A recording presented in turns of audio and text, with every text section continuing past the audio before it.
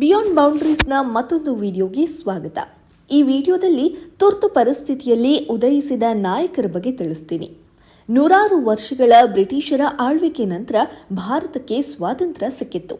ಆ ಬಳಿಕ ದೇಶ ಕಂಡ ಮತ್ತೊಂದು ಹೀನ ಪರಿಸ್ಥಿತಿ 1975ರ ತುರ್ತು ಪರಿಸ್ಥಿತಿ.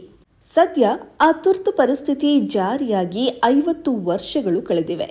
ದೇಶದ ಪಾಲಿಗೆ ಶಾಪವಾಗಿದ್ದ ಆ ಸಂದರ್ಭದಲ್ಲಿ ಅನೇಕ ನಾಯಕರು ಸರ್ಕಾರದ ವಿರುದ್ಧ ಧ್ವನಿ ಎತ್ತಿದ್ರು.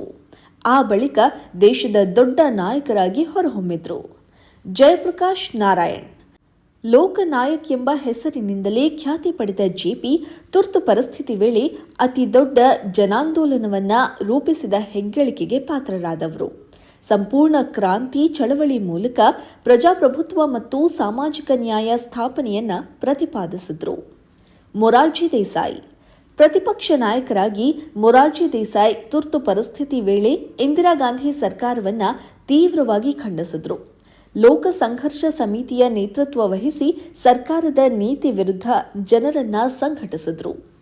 ಲಾಲ್ ಕೃಷ್ಣ ಅಡ್ವಾಣಿ ನಾಗರಿಕ ಹಕ್ಕುಗಳು, ರಾಜಕೀಯ ಸ್ವಾತಂತ್ರ್ಯಕ್ಕೆ ವಿಧಿಸಲಾದ ನಿರ್ಬಂಧವನ್ನ ಎಲ್.ಕೆ. ಅಡ್ವಾಣಿ ತೀವ್ರವಾಗಿ ವಿರೋಧ ಮಾಡಿದ್ರು.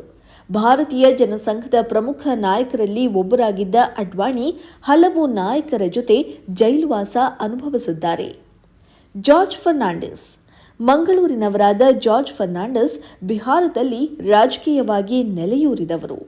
ಇಂದಿರಾ ಗಾಂಧಿ ಸರ್ಕಾರದ ಕಟು ಟೀಕಾಕಾರರಾಗಿದ್ದ ಅವರು ಸೆರೆವಾಸ ತಪ್ಪಿಸಿಕೊಳ್ಳಲು ಭೂಗತರಾಗಿದ್ದರು. ಲಾಲು ಪ್ರಸಾದ್ ಯಾದವ್ ಜಯಪ್ರಕಾಶ್ ನಾರಾಯಣ್ ಅವರ ನೇರ ಶಿಷ್ಯರಲ್ಲೊಬ್ಬರಾಗಿದ್ದ ಲಾಲು 1975ರ ವೇಳೆಗಾಗಲೇ ವಿದ್ಯಾರ್ಥಿ ನಾಯಕರಾಗಿ ದೊಡ್ಡ ಹೆಸರನ್ನೇ ಗಳಿಸಿದ್ರು. ಪಟನಾದ ಕಾನೂನು ವಿದ್ಯಾರ್ಥಿಗಳ ಸಂಘದ ಅಧ್ಯಕ್ಷರಾಗಿದ್ದ ಅವರು ಸಂಘಟನೆಯನ್ನ ಜೆಪಿಯವರ ಸಂಪೂರ್ಣ ಕ್ರಾಂತಿ ಚಳವಳಿ ಜೊತೆ ವಿಲೀನಗೊಳಿಸಿ ಇಂದಿರಾ ಗಾಂಧಿ ಸರ್ಕಾರದ ವಿರುದ್ಧ ಹೋರಾಟ ತೀವ್ರಗೊಳಿಸಿದ್ರು.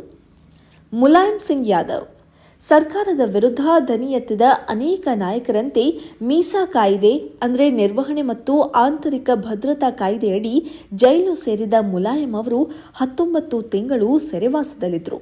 ಬಳಿಕ ಉತ್ತರ ಪ್ರದೇಶದ ಪ್ರಮುಖ ಸಮಾಜವಾದಿ ನಾಯಕರಾಗಿ ಗುರುತಿಸಿಕೊಂಡರು. ಅವರು ಜೈಲಿನಲ್ಲಿದ್ದ ವೇಳೆ ಜನಿಸಿದ ಮಗಳಿಗೆ ಎಮರ್ಜೆನ್ಸಿ ಸ್ಮರಣಾರ್ಥ ಮೀಸಾ ಎಂದೇ ಹೆಸರಿಟ್ಟರು. ಶರದ್ ಯಾದವ್ ಬಿಹಾರದ ಮತ್ತೊಬ್ಬ ದೊಡ್ಡ ನಾಯಕ ಶರದ್ ಯಾದವ್ ಅವರು ಜೆಪಿ ನಾರಾಯಣ್, ರಾಮ್ ಮನೋಹರ್ ಲೋಹಿಯಾರಿಂದ ಪ್ರಭಾವಿತರಾಗಿದ್ದರು. ವಿದ್ಯಾರ್ಥಿ ನಾಯಕರಾಗಿ ಹೆಸರಾಗಿದ್ದ ಅವರು ಜೆಪಿ ಚಳವಳಿಯ ಸಂದರ್ಭ ಜೈಲಿನಿಂದಲೇ ಲೋಕಸಭಾ ಬೈ ಎಲೆಕ್ಷನ್ನಲ್ಲಿ ಸ್ಪರ್ಧಿಸಿ ಗೆದ್ದಿದ್ದು ಸಾರ್ವಜನಿಕ ವಲಯದಲ್ಲಿ ಅವರಿಗಿದ್ದ ವರ್ಚಸ್ಸಿಗೆ ಸಾಕ್ಷಿ. ರಾಮ್ ವಿಲಾಸ್ ಪಾಸ್ವಾನ್ ಬಿಹಾರದ ದಲಿತ ನಾಯಕರೆಂದೇ ಪ್ರಸಿದ್ಧಿಯಾದ ರಾಮ್ ವಿಲಾಸ್ ಪಾಸ್ವಾನ್ ಸಮಾಜವಾದಿ ನಾಯಕರಾಗಿಯೂ ಹೆಸರು ಗಳಿಸಿದ್ದಾರೆ.